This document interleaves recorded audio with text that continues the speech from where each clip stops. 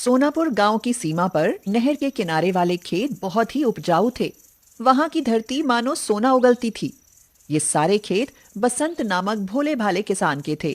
उसके खेत के किनारे शिवजी का छोटा सा मंदिर था।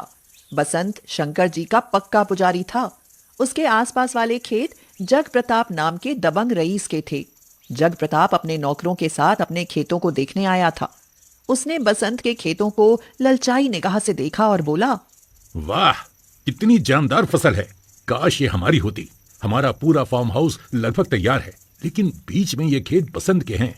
अगर ये मुझे मिल जाएं तो हमारे वारे के न्यारे हो जाएं। नौकर ने पूछा, वारे न्यारे कैसे होंगे मालिक? अरे एक सेठ मेरा दोस्त है, उसको साझेदार बनाकर यहीं पर मैं एक चीनी मिल बनवा दूं तो ये मौके वाला खेत हमें लाखों रुपए की इनकम कराएगा। बिल्कुल सड़क के किनारे है ना। लेकिन सरकार, बसंत बेचने को तैयार नहीं होगा।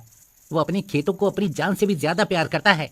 दूसरा नौकर हंसते हुए बोला, अरे आधा पागल है, कहता है खेती हमारी रोजी रोटी ही नहीं बल्कि हमारी माँ है।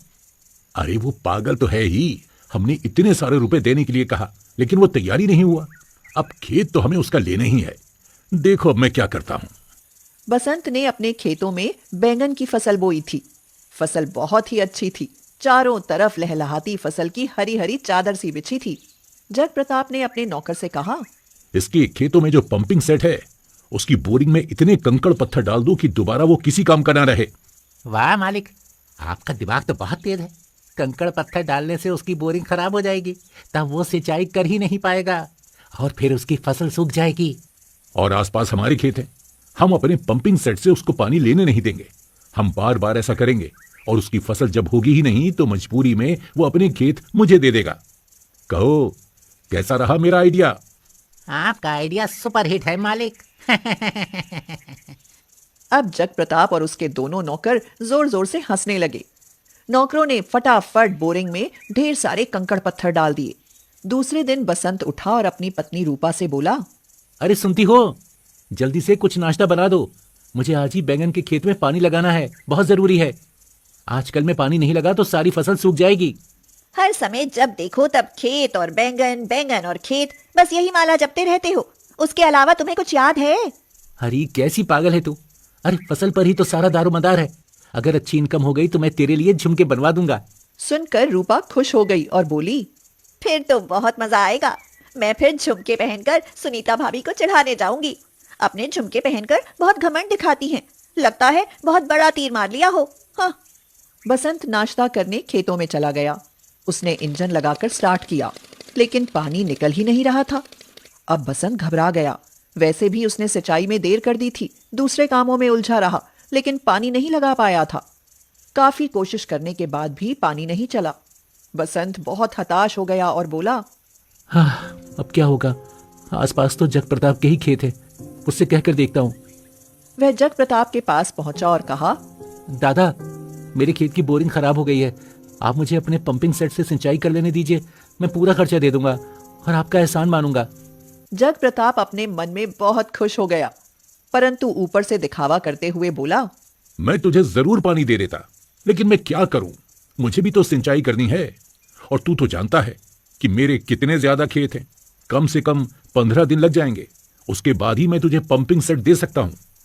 यह सुनकर बसंत बहुत ही निराश हो गया और खेत के छोर पर बने हुए शिवजी के मंदिर में जाकर बैठ गया और रोने लगा। मैंने अपनी गाड़ी कमाई के रुपए इसमें लगा दिए हैं। अब मैं बर्बाद हो जाऊंगा। भगवान, तुम ही कुछ मदद करो। फिर वह अपने घर चला आया।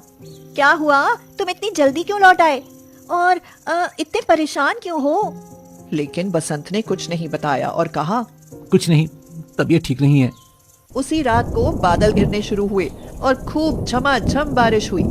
चारों तरफ के खेत, नदी, तालाब सभी पानी से लबालब भर गए। बसंत का खुशी के मारे कोई ठिकाना नहीं था।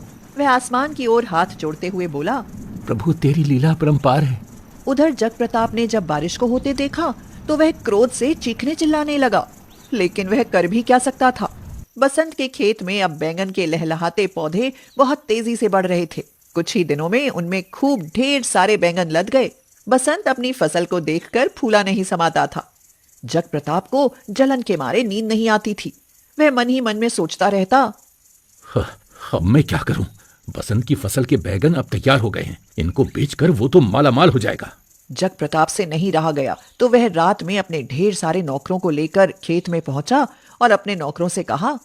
इसके सारे बैगन तोड़ लो और पौधों को काट कर फेंक दो। सब लोगों ने ऐसा ही किया। जग प्रताप ने बसंत के सारे बैंगन चुराकर बेच डाले।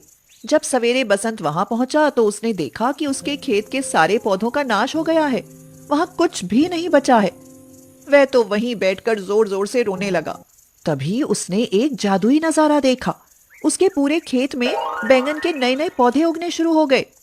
देखते ही देखते उसका पूरा खेत पौधों से भर उठा।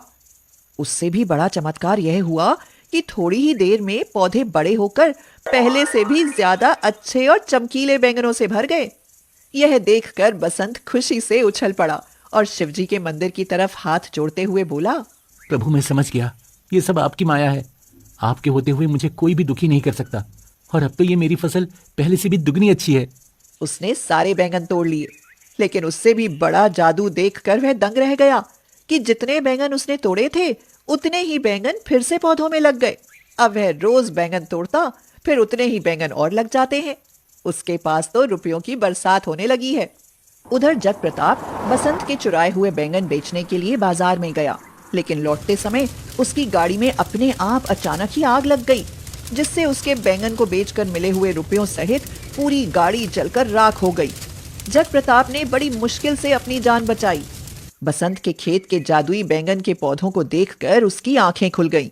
उसने अपने मन में सोचा, ये सब मेरे बुरे कर्मों का नतीजा है, और बसंत के बुरेपन को देखकर भगवान ने उस पर दया की है। अब मैं भी अपने बुरे कामों को छोड़कर अच्छे काम किया करूंगा और अच्छा इंसान बनूंगा, जिससे भगवान की मुझ पर भी कृपा बनी रहे। अब जग प्रताप भी सुधर कर एक भला आदमी बन गया।